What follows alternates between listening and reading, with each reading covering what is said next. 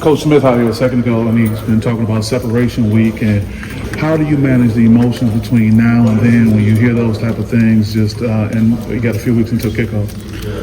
For sure, I think that yes, there's that added level of kicking into high gear. You got to separate, we got to pull away, and bring the group with us as we're trying to pull away. But I think that as you really just hunker down into a process and do a routine and yes, it's separation week, but you have to come every single day from day one of camp when it's not separation week, working as hard as you absolutely can because you're trying to separate constantly. But there's definitely that added level, in the back of your mind, this is the week that I really need to strive to pull apart.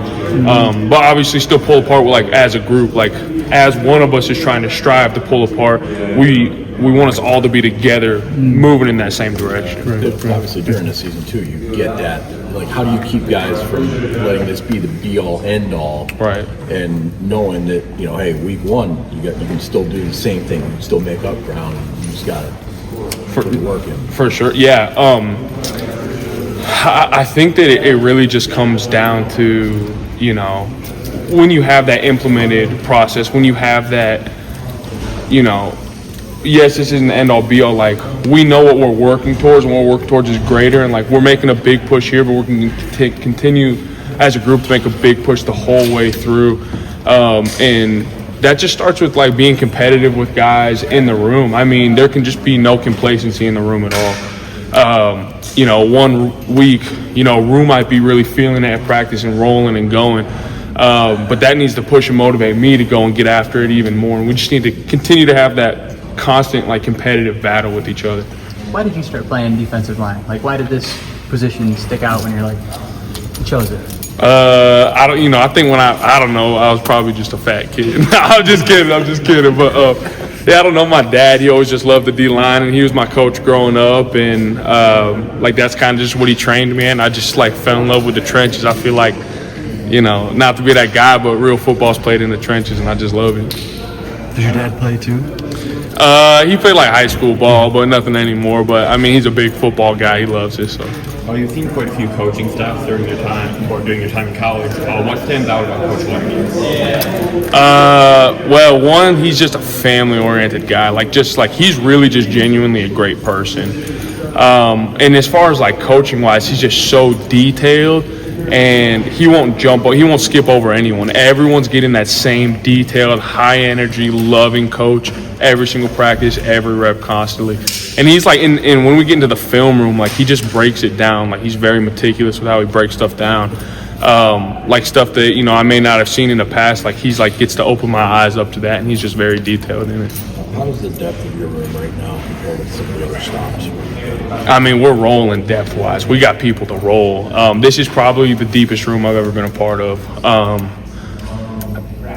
We could roll six deep, and I don't think there's a drop-off on the field. This is by far the deepest room I've ever been a part of. You guys need that with the nature of the position, I would think, too. Right, yeah, we do. In the way that we want to play up front, just 100% full, get off the ball and roll every play, no snaps off. I think that the depth of the room is going to really let us just roll. Yeah. Does that help with the separation too? Of you can't just do a little bit to stand out as a normal guy. Everyone's got to really, really push when you have so much parity. Does that help you guys reach that sort of next level in a week like this? Yeah, 100%. I mean, when you have guys in the room that have the full capacity to take your job every single day of the week, you have no choice except for to strive to be great every single day. Grady, we've heard a lot about pass rush and spring and everything. Could you sort of describe how much of an emphasis that's been for you guys as a defense, as a D-line, tackle room, whatever?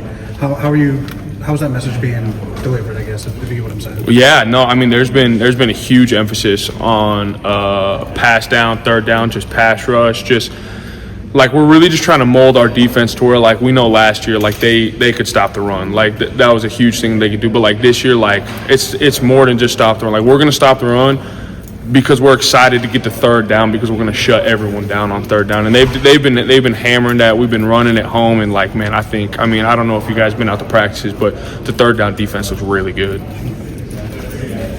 You feeling more comfortable? I don't know if you addressed this, but just having a spring ball in your belt now, probably more comfortable than when we talked to you last time, I guess. I feel really comfortable. I feel good, schematically, installs, all the plays, just being a little more comfortable with my coaches and, how to navigate all that. I definitely. I think you just called Derek like a uncommon freshman or something. So he said something along those lines. What are you seeing from him?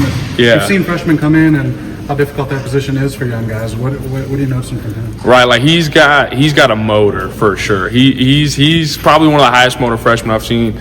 And like you just pair that with like he's just got like natural strength. He just got instinct. Like he shows a lot of flashes, real high potential. He's like one of the freshmen that could get out there and play on Saturday. So Michigan State's definitely got a good future with D. Sim.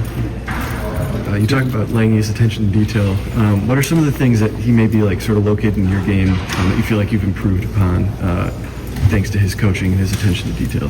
Yeah, I think like my ability to like recognize pass sets, like what I'm getting, kind of like break down the play before the play ever happens. Like he's like poured into me a ton on that. Like I can recognize a formation, like, okay, this is what pass that I'm going to get. Like this is the run form. This is the like run schemes that they run out of this formation. Like he's really opened my eyes up to that. And then just, I think as far as like my hands in the pass game and like my top of the rush, he's really, and then my get off in the run game, like he's really helped kind of just like tweak a lot of that stuff. But yeah, I think the biggest one is definitely like just like opening my eyes up to like being more than just like right where my feet are at, but like being able to take in the whole picture of what's going on and play faster.